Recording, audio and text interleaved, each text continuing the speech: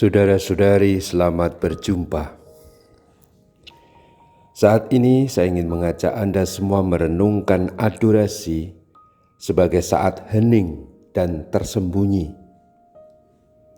Kita sehari-hari senantiasa sibuk dengan kegiatan sehari-hari. Kita membantu melayani keluarga, saudara-saudari kita serumah.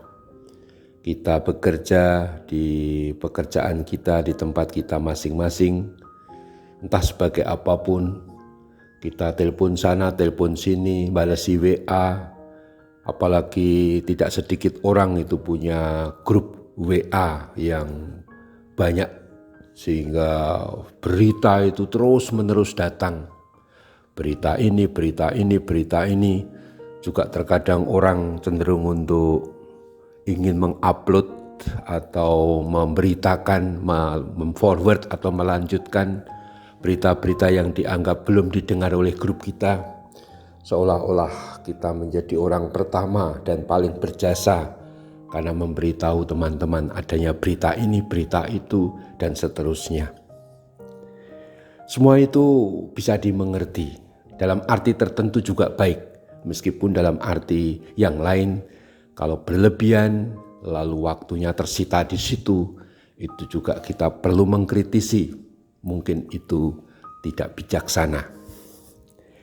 Adorasi yang kita adakan, termasuk melalui adorasi yang ditawarkan melalui Puspita, kita bisa beradorasi 1 jam setiap hari pada jam-jam adorasi pribadi. Itu menjadi saat kita masuk ke dalam keheningan dan tersembunyi.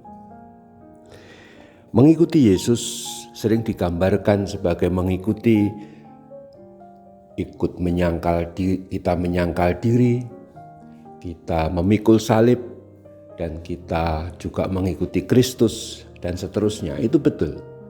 Kita mendengarkan sabdanya, kita menjalankan dan melaksanakan sabdanya, itu betul. Tapi ada satu kebenaran yang sering dilupakan bahkan oleh banyak orang, sebagian besar umat Kristiani, bahwa mengikuti Yesus berarti adalah mengikuti Yesus yang pernah selama 30 tahun dia hidup di Nazaret, bertumbuh di sana, menjadi manusia dengan kerja yang sehari-hari di tengah masyarakat. Selama 30 tahun dia tersembunyi di sana. Yesus cuma berkarya 3 tahun, tapi selama 30 tahun dia dalam keheningan, dalam ketersembunyian.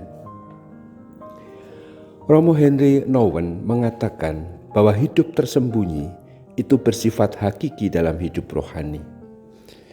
Sebab pada saat kita mengalami hidup tersembunyi, konkretnya mengambil waktu hening dalam doa adorasi, kita hanya bergantung kepada Tuhan saja.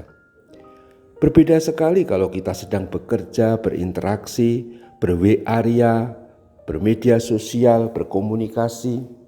Kita menerima peneguhan, kita menerima pengakuan, kita menerima sapaan, penghiburan, dan kita merasa menjadi orang berguna. Karena apa? Karena ada orang tanya dan kita bisa menjawab, kita bisa memberi renungan, kita bisa memberi jawaban, kita bisa memberi berita-berita tadi yang kita forward. Itu semua kita seolah menjadi orang yang berguna. Tapi ingatlah, itulah persis yang biasa didambakan dunia dan masyarakat. Bisa tampil di publik, disanjung, dikagumi. Kalau kita YouTuber ya banyak penontonnya, di-like begitu banyak orang, pokoknya populer. Orang memang ingin berguna bagi orang lain. Kita ingin berperan ikut menentukan jalannya kehidupan. Hanya saja kita mesti waspada.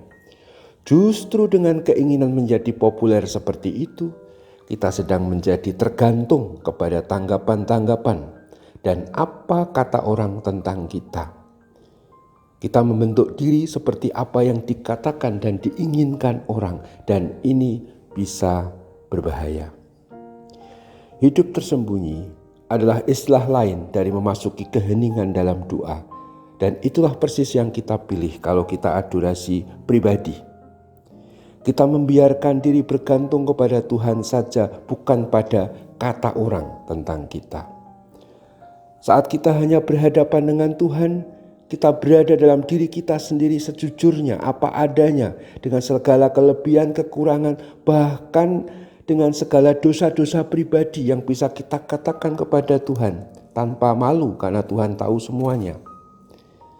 Dalam keheningan di hadapan Tuhan Yesus, dalam adorasi, kita diajak untuk melihat diri sejujurnya, segala-galanya dari hidup kita, dosa kita, keprihatinan kita, permohonan kita. Maka betapa beruntungnya kita mempunyai waktu dengan adorasi. Kita bisa memandang Tuhan yang telah wafat untuk menebus kita. Bukan hanya dosa yang kita lakukan hingga saat ini saja, bahkan seluruh dosa kita. Coba kita bayangkan, betapa beruntungnya kita punya Tuhan Yesus yang telah menghapus, mengampuni semua dosa kita. Seperti dikatakan Santo Petrus, Kristus telah mati sekali untuk segala dosa kita. Ia yang benar untuk orang-orang yang tidak benar, supaya ia membawa kita kepada Allah. Semua atau segala dosa kita di sini menunjuk seluruh dosa kita dari awal sampai akhir hidup, bahkan dosa yang belum kita buat, yaitu dosa kita sampai hingga detik kematian kita nanti sudah ditebus oleh Kristus. Bahwa kita harus bertobat, kita harus menyadari dosa itu jelas. Tapi dari pihak Tuhan, Tuhan itu sudah mengampuni kita. Tapi pengampunan itu juga perlu kita mohon selalu dalam sakramen tobat. Sakramen pengakuan dosa itu ya sakramen tobat.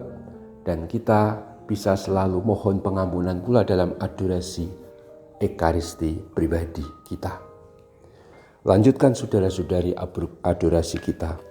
Jangan membuat kita menjadi hemat dengan waktu kita. Lanjutkan adorasi sebagai saat hening dan tersembunyi. Semoga menjadi berkat bagi kita, bahkan keluarga dan masyarakat. Terpujilah Tuhan kita Yesus Kristus untuk selama-lamanya. Amin.